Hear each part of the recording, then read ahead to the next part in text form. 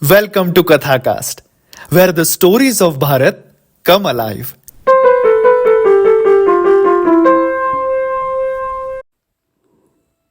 Episode 5 Lost in Transition Vedic Varna Vyavastha to Caste System. Let us hear today about Varna Vyavastha as in Vedic system of Bharat and its misconception created during British rule named as Caste System. Vakta Parichay.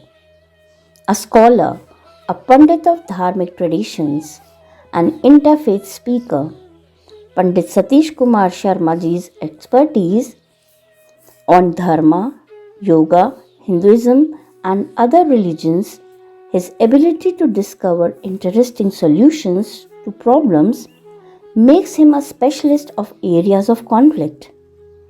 Having been a mathematician, an auditor, and a seasoned IT professional, he is a leading consultant of temples and community matters of Dharma. Awarded the title of Dharma Samrakshak, Pandit Ji is authorized to speak on the 6 darshanas of Indian philosophy by the Council of Hindu Swamis and Saints in Rishikesh.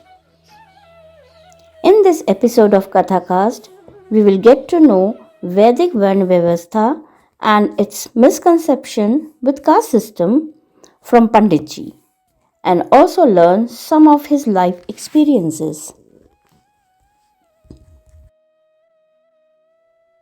Jai Shri Ram Sabiko, Jai Shri Ram to everybody. This is a subject which is so important. It's a subject which has caused so much conflict amongst our family for so many generations. And it's a subject which even today causes us harm and is used regularly in order to create conflict. And so it's something that we desperately need to understand. I had absolutely no plans for becoming an expert on caste. It was not in my life journey. It was not in my plan at all. But life has its own way of taking you to what it needs you to do.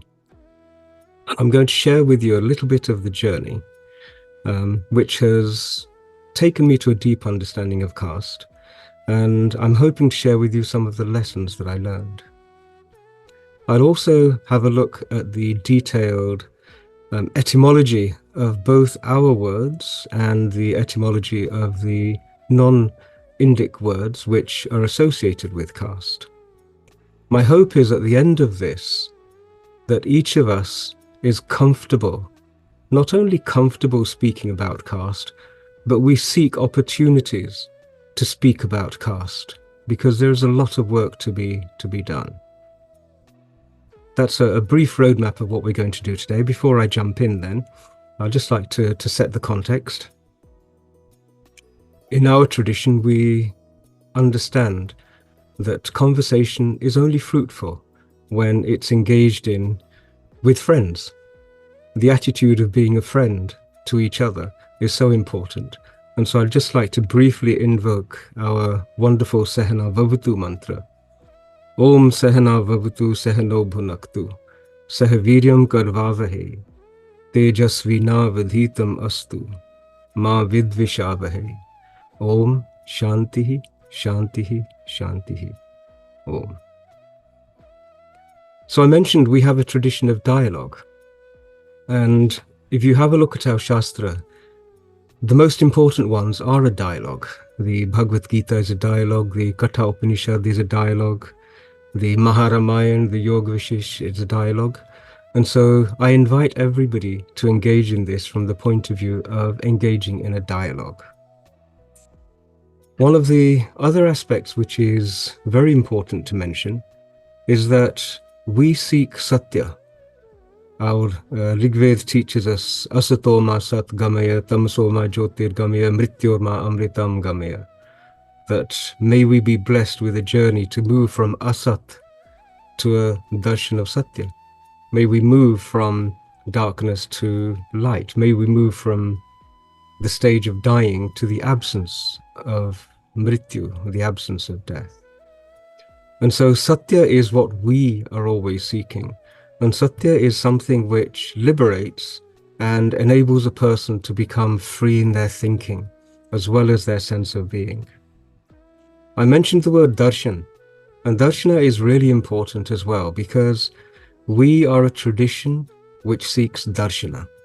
We're not a tradition which places any great importance in ideas just for the sake of ideas.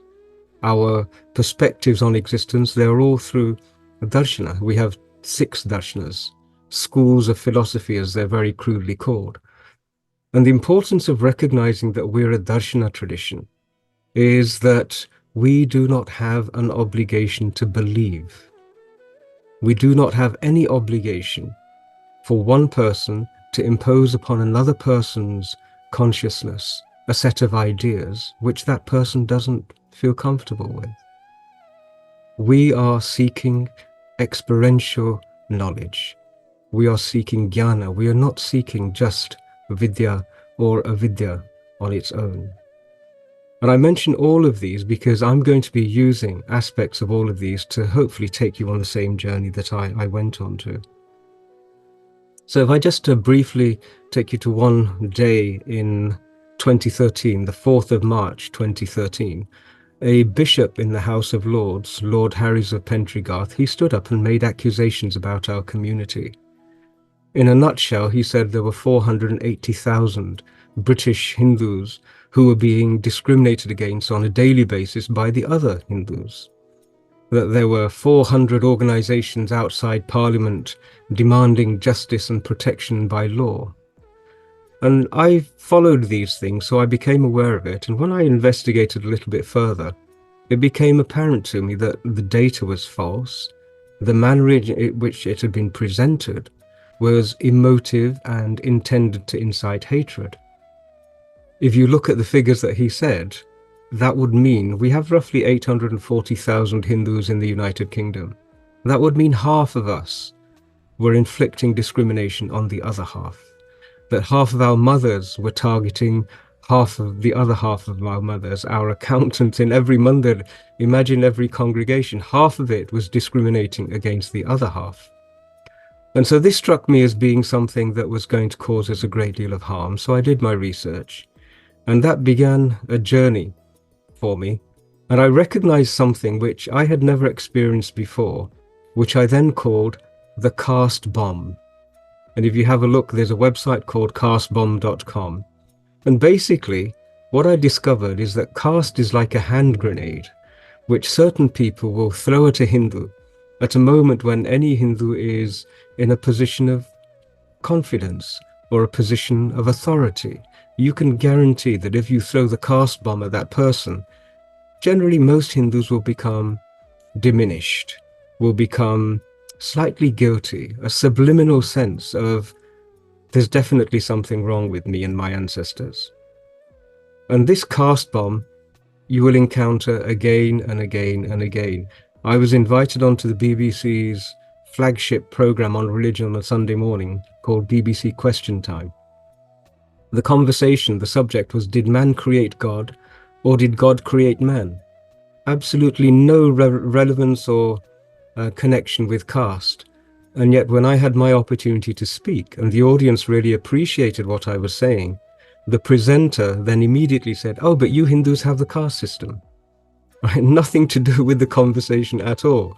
And I'm sure that this experience has been experienced by our children when they go to school in RE lessons and the teachers start to talk about the Hindu caste system. Our children become embarrassed, our children become vulnerable, they become humiliated in front of their peers. And that's what the intention of the caste bomb is to do. It's a strategy to weaken the Hindu. And so I'm going to take you on a little bit of a journey, and I hope at the end of the journey, you will know how to diffuse the caste bomb, that you will be immune to the accusation, the psychological manipulation that's normally associated with caste. The bill that started on the 4th of March 2013, it took us 2 years to defeat it. 2 years of work in the community. We all came together and did a lot of work. The HSS Karyakartas did a huge amount of work in the United Kingdom. Our academics came together. and some of the politicians came together. A huge amount of community resource was devoted, and eventually we managed to undermine this caste bomb. We managed to diffuse it, and in doing so, we taught our community, and especially our youngsters, what the reality of caste is. So before we jump in, I'm going to ask you all to run a little experiment with me. At the beginning of our conversation, you've got a certain understanding of caste. And caste is one of those strange things that almost everybody on the planet knows about. There was a time when I had more hair, and I went to a hairdresser's in a tiny little village called Charlottesville in Virginia in the United States. And just having a simple haircut, the lady who was doing it, she said, "Oh, where are you from?" And I said, we're Indians. And she said, "Oh, wow, wonderful. Tell me about the caste system." So I ask yourself, how is it possible for a tiny little village hairdresser to know about the caste system?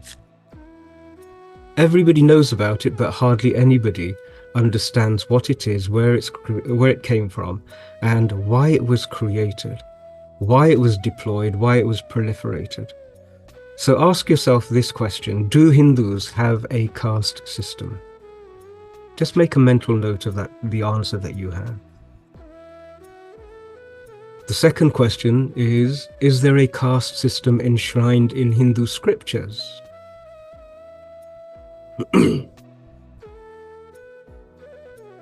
I will share with you, I had an interview on the subject of caste on BBC radio, and there was a young Indian couple, husband and wife, who are the hosts of this program, and they invited me to speak on caste. And so I said, great, wonderful, but before I come, can I send you 3 or 4 pages of background on this subject so we can have a meaningful conversation? And they said, yes, sure, absolutely. I sent it to them. I arrived there half an hour early. The host, a young couple, Hindu Punjabis, and they arrived there 5 minutes before the show was about to start. And I said, did you read what I sent you? And they said, no, we didn't have time, but we'll be okay. And I thought this interview is going to go downhill. When I was on air and they said, you have said that Hindus don't have a caste system. The young lady said, when I got married to my partner, both of our families were deeply, deeply troubled, and they did not want us to get married. And I said, so why is that? And she said, well, I'm a Jat and he is a Ramgarhia. And that's the caste system, that's the problem. And that's why they would be, that's why they were so unhappy. So of course we have a caste system. And so I said to them, well, Jat is actually an occupational and ancestral sort of kinship group. It's nothing to do with religion. And Ramgarhia is a religious sect. And so on the one hand, you have a religious sect. On the other hand, you have an ancestral occupational grouping. Where does Brahmin, Kshatriya, Vaishya and Shudra come into this conversation? It doesn't. And yet in their mind, they had already decided this was the Hindu caste system, which was causing them a conflict. So this is an example of how anything to do with kinship group differences in Bharat, if it's negative, it's automatically called a caste problem. If you think of the Christian environment where we have Catholics, Roman Catholics and Protestants, okay, they do not intermingle easily. In Northern Ireland, there is one road, and on one side they have Catholics, on the other side they have Protestants, and they have been fighting for a long period of time. But nobody would say that's a caste system. They would call that sectarian. And so when we have religious groups challenging other religious groups or claiming superiority, in the Indian context, everybody rushes to say, this is the terrible caste system. So this introduces the first idea, and that is that we have all got to become very careful and specific in the use of our vocabulary. I have recently watched a film, Veer Savarkar, you may have seen it, and there is a dialogue between Gandhiji and Savarkar, and you will see the conflation of caste, jati, and varna. They are interchangeably used as though they mean the same thing. And we have to discipline ourselves not to allow that conflation to occur. So I'm going to speak about those three terms as I've come to understand them. The first one, we'll talk about jati. Now, jatis is really important. Jati is kinship groups. It's a group which is brought together because they have one aspect of a shared identity. So Brahmin as a jati is actually a kinship group of people who ancestrally were custodians of just knowledge. Jati is, in the English sense, you may have heard of somebody who's got a surname Miller. Okay, they're from the Miller family. And millers were people who used to grind wheat into flour. They used to run a mill, so they became a miller. And then you have a baker. I'm sure you've heard of a Mr. and Mrs. Baker. So these are kinship groups associated with occupation. Jatis were kinship groups. Now, the important thing to understand is that jatis are not hierarchical. Nobody would be foolish enough to say that a baker is better than a miller. It's a nonsensical statement.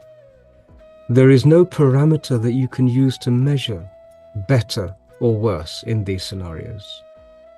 So a jati is literally a kinship group. Now, in the Bharatiya sense, jatis represented a huge problem, because if you look at it as an example, the Khans, the people who were carpenters, shall we say, carpenters, builders, people like that, they worshipped divinity in the form of the architect of the gods, Vishwakarma. And so that jati had its own deity that it worshipped. It worshipped divinity in the form of its own deity. And so every jati was actually self-sustaining, and it had its own practices. The Kshatriyas would worship their tools, their weapons. And you still see Shastra Puja being done in Rajput families, for example. So each jati had the usual kinship attributes. One is that they pray together. Two is that in times of hardship, they're also the mechanism for social security. They provide each other with support and they share resources, so it's a tightly knit group. And thirdly, and most importantly, is that jatis were the means by which intellectual wisdom and knowledge and skills were passed generation to generation. So you can imagine if you have a society where every jati is actually on a horizontal equal playing field and equally necessary and recognized as equally necessary to society. But every jati was strong because internally it was proud of what it was. That's the building blocks of a society which can last a long period of time. Now, on the 4th of January 1844, there was a conference. By way of introduction, I'm a fellow of a royal institute called the Royal Asiatic Society. It was established in 1823, and it was basically a lot of Christian scholars who went to Asia to learn about what Asia was. What are all these incredible teachings, these incredible buildings? What is this civilization? And so they came together to form this society called the Royal Asiatic Society. And isn't it a remarkable twist? Say Prabhu ki Leela. Prabhu is a joker and a mischief maker. On the 4th of January 1844, a group of the members of the Royal Asiatic Society called a conference in Madras. And the subject of this conference, and most of them, I think there were 33 missionary organizations who all came together for this conference, exactly like we have IT conferences and medical conferences. They called a conference of missionaries. And there was one problem that they were going to deal with. This is 1844, and that problem was their failure in converting the Hindus.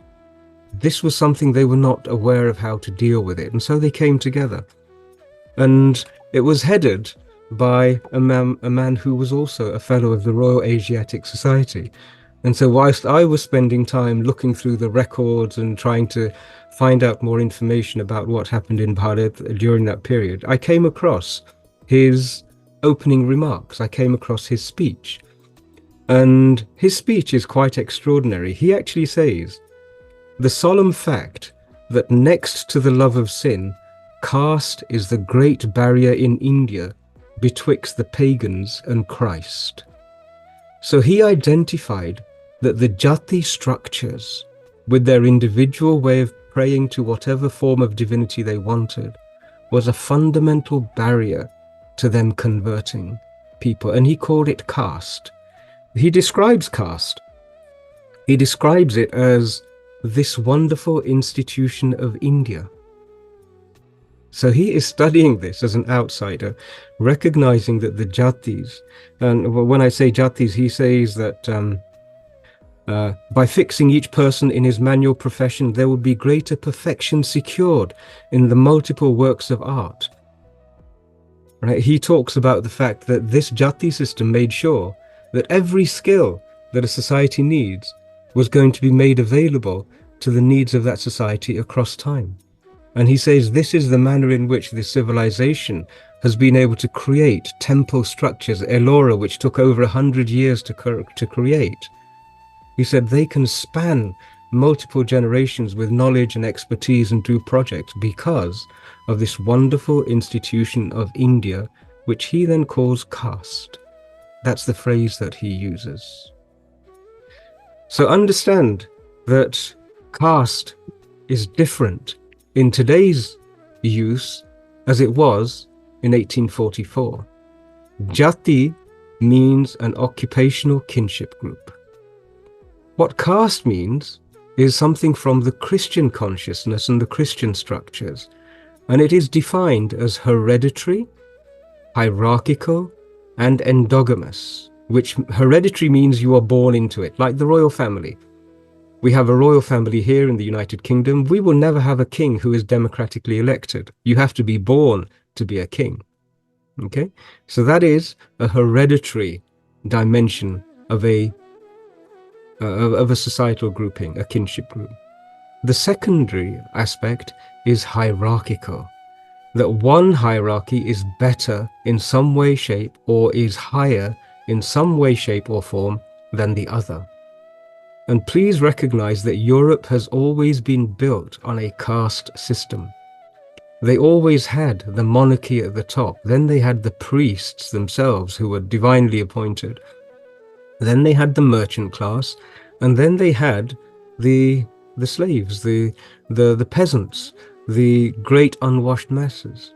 Hereditary, hierarchical, and the last aspect is endogamous. When Prince William got married to Kate Middleton, when Charles got married to Diana, the common language was saying he's marrying a commoner, because they were not members of royal titled families. So hereditary and hierarchical and endogamous are the three characteristics of a caste system. And this brings me to my first observation. There is no Shastra which speaks of a hereditary hierarchical system. I had a meeting with the Archbishop of Canterbury when I complained to them about what Lord Harry's had done. And he said, but you know, this thing about upper and lower caste and so on, it's common knowledge. And I said, so what metric do you use to measure upper? If you say somebody is a higher caste, what is the metric that you are using to identify that they're higher? In the European sense, you can measure it. It's power, it's wealth. There are measurements. And I said, but what is the measurement that you use to say that a Brahmin is higher caste and a Shudra is lower caste? And they had no answer because there is no metric. There is no metric whatsoever. I've been to Dakshineshwar Mandir in Kolkata. It was built by Rani Rajmohini, and she was from the Shudra kings. When the British came to Bharat, over 400 principalities out of some 605, I think, were ruled by Shudra kings. We never had the hierarchical mechanisms that have been imposed upon us because that was the lens that the Christians brought to Bharat. The last aspect, endogamous. This is an interesting one. What's inherently wrong with endogamy? There is nothing inherently wrong with endogamy.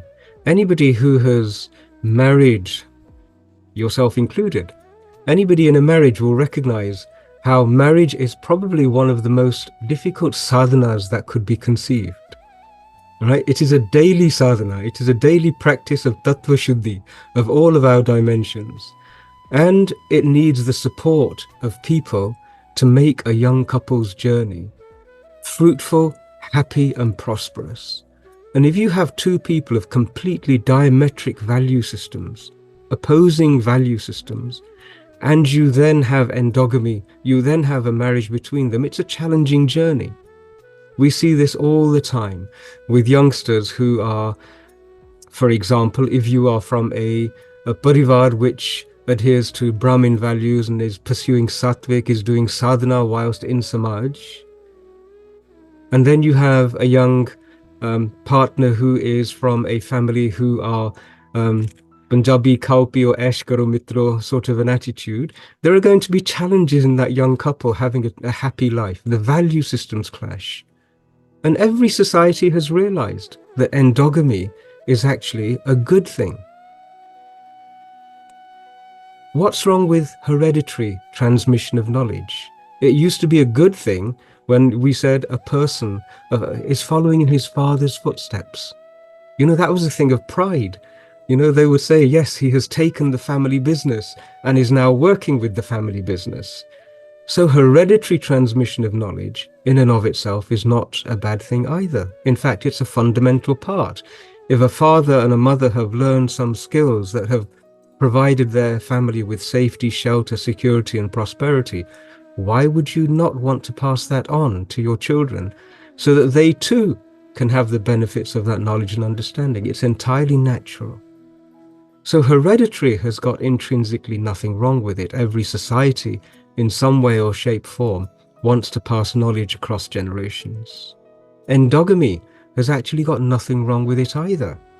It's a natural way of birds of a feather flock together. There are so many observations which say that endogamy is actually a good thing as well. And if you expand that endogamous aspect, if you have a family which has learned that eating meat, as an example, creates rajas and is of a tradition which there are parasites in flesh, and you don't want those parasites to be harming your health, for example, and the family says, this is our family tradition, we do not want to eat this. If they want to pass that knowledge on to other members of the family in the generation, there's nothing wrong with it. Freedom of religion, freedom of thought, freedom of belief, freedom of communion, all of these things are fundamental human freedoms that every society has. Hierarchy, however, is a problem. And it's always been a problem when one group says we're better than the other group. That is where the issue lies. The concept of a hierarchy is where the issue lies. And we have not had the hierarchies that the West has had. We have a hierarchy, but the hierarchy in our society was we held in highest esteem those people who were the highest tyagis, the ones who gave up the pursuit of all of the attributes of wealth and power and enjoyment. The greater the tyag, the higher we would hold them in esteem. So for us, the hierarchy was a spiritual one. It was one of knowledge. It was one of the contribution to society. The one who took the least and yet gave the most, we would place them on the highest pedestal. And that's not unnatural, and there's nothing wrong with that either.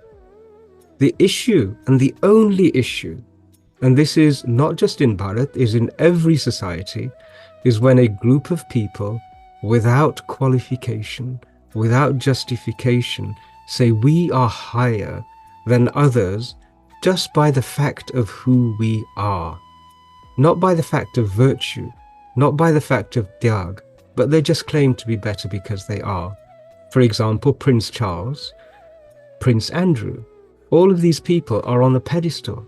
They are at the highest level, and yet they have not earned that. They have not demonstrated by being wonderful characters that they are qualifying for that.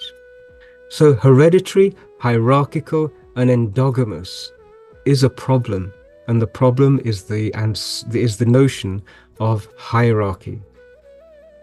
There is nothing wrong with the other two at all, and even hierarchy, if it's on the basis of the maximum contribution to the societal good, there's nothing wrong with that either. So now that you know what caste is, hereditary, hierarchical, and endogamous, all three are required for it to be a caste system and a caste conversation. Now I'm going to turn to the third one, which is Varna. I mentioned that we are a Darshana-based society, that we are in search of Satya.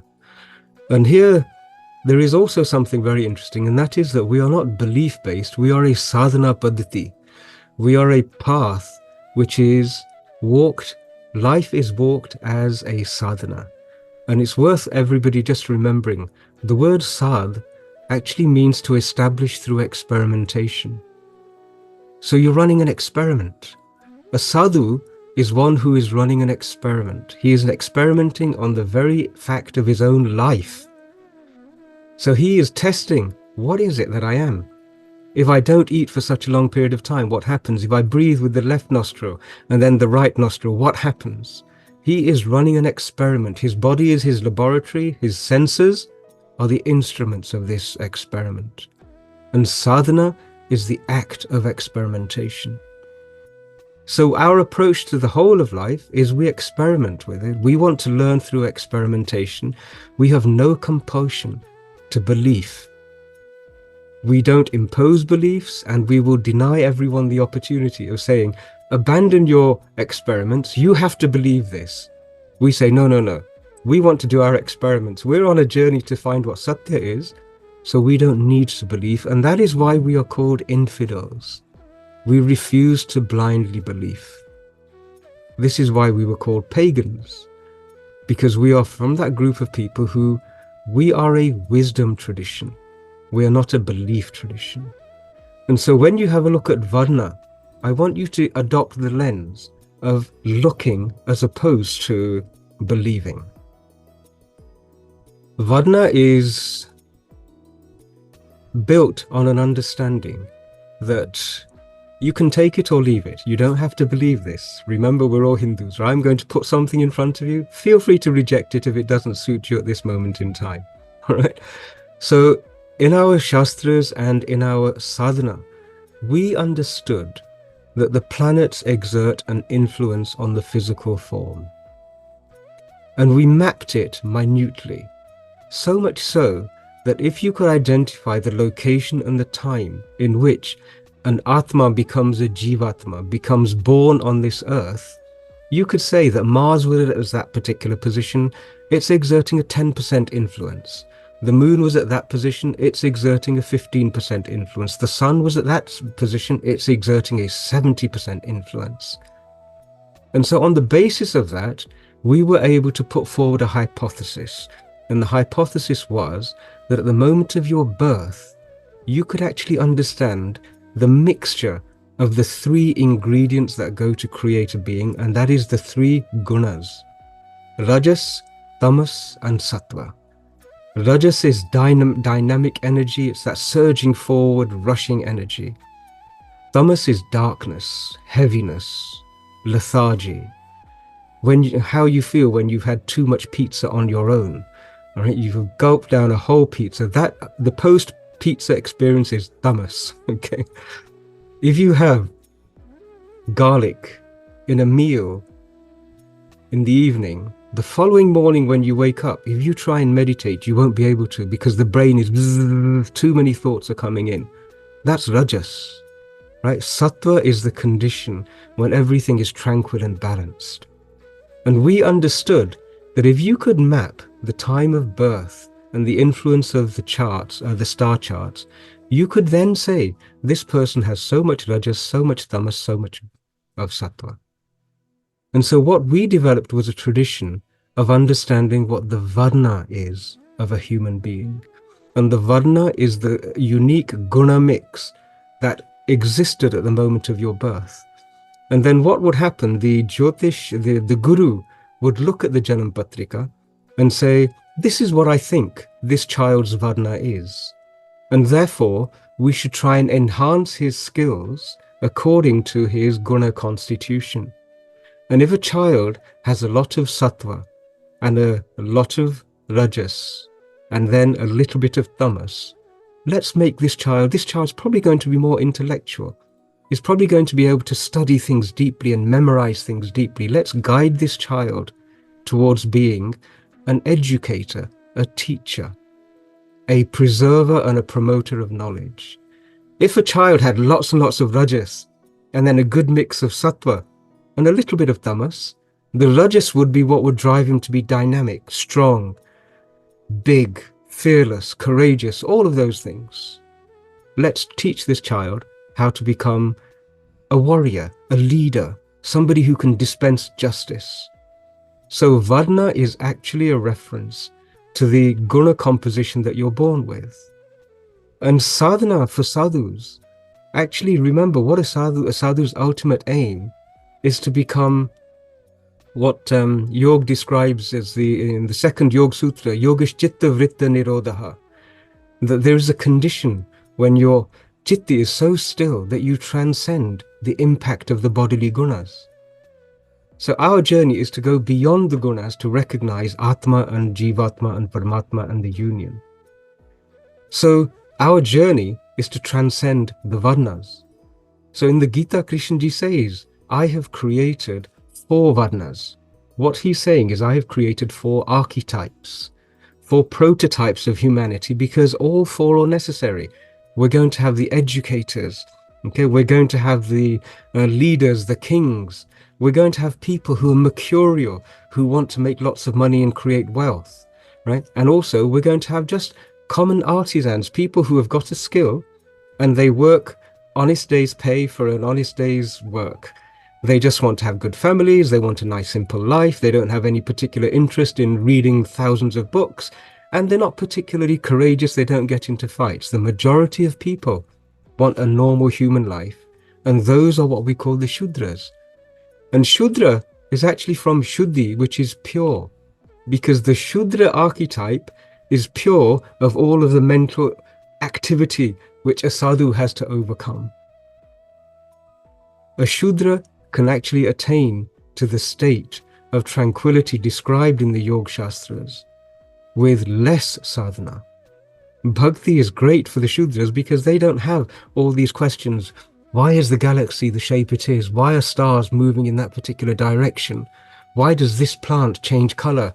All of those sorts of crazy questions that are really the part of knowledgeable people. It's so hard to get beyond them. Whereas the Shudras engage in bhakti and they experience a state beyond mind. And there is no hierarchy in any of those. Okay, remember, ours is the darshan, that we're not body. In the amazing work by Adi Shankaracharya-ji, Nirvan Shatkam, Mano Buddha Ahankara Chittani Naham, he talks about, I'm not this body, I'm not the senses, I'm not the gunas, I'm something beyond all of those. And so how can there be a hierarchy if your goal is to realize beyond body consciousness? Does it matter if your body is sweeping the floors, if your mind is engaged in bhakti? And remember, we elevate the degree of tyag and spiritual purity that a person has. So this is what Varna is. And Var is an incredible word. It's the word variety. Just think about what a variety is. It's a number of articles, all of which are slightly varied. Again, Var, variety, right? Var is the notion that there is a range of colors in a rainbow, for example. And we're looking at the difference between of those. So Varna is saying humanity is a range of beings, and we understand the differences between them. Varna is the attempt of a people who had darshan of what human beings are to match innate abilities which would satisfy that person with a social contribution. If you find the children who are the best scholars and make them into teachers, the child feels fulfilled and the society is getting the most benefit. If, however, you take a child whose attribute is intellectual and say, oh, no, you have to be a soldier, right? You're going to get very bad soldiers. And so Varna Vyavastha is the desire to try and match the innate constitution of a person with what will fulfill them and what society's needs are. And that's what we did. And in fact, Varna Vyavastha is not a concept. It's a darshana, it's an observation. When you go to have an interview in an organization today, they will do all sorts of fancy tests, isometric testing and all sorts of things. They will interview you. They will put you through case studies. What they're trying to do is establish your Varna. If you have somebody who is ideally suited to an accounting job and you put that person into a sales job, they're not going to be successful.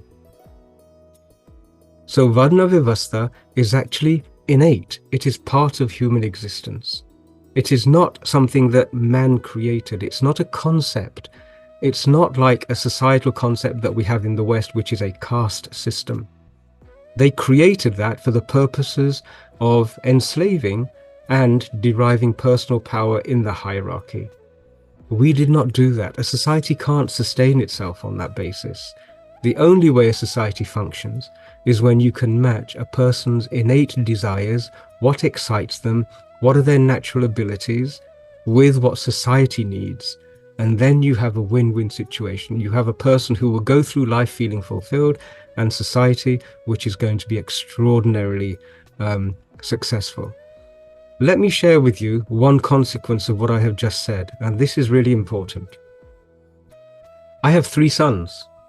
One of them has a Brahmin Varna. The other one has a Kshatriya Varna, and the third one has a Shudra Varna. It's on his Janam Patrika if you have a look at them. Okay? And so when I was studying this, I ran an empirical test. My initial career was as a mathematician. So I ran an empirical test and I took 100 people's dates of birth, found out what their Varna was, and then decided to see how they flowed through life. Now my eldest, who is the Brahmin Varna, he did PPE, Politics, Philosophy and Economics at Oxford University, a master's. He's working for one of the largest consultancies in the world. He's helping one of the Middle Eastern countries reshape their whole nation. The middle one, who is a Kshatriya, his Varna is Kshatriya, when he was no more than 6 or 7 months, his hands were big enough to pick up a 1.5 litre Coca-Cola bottle on his own. When he was young, we would give him the jars of jam to open because he was physically so strong. And today he is 6 foot plus and he is broad, and he has just finished the triathlon in London, where you have to swim for X kilometers, then cycle for X kilometers and run for X kilometers. And that's what he does. And the one who is of a Shudra Varna, he is an actor. He loves to perform. He's appeared in Bollywood movies and things like this. And they are happy because their Varna and their role, their contribution to society is matched perfectly.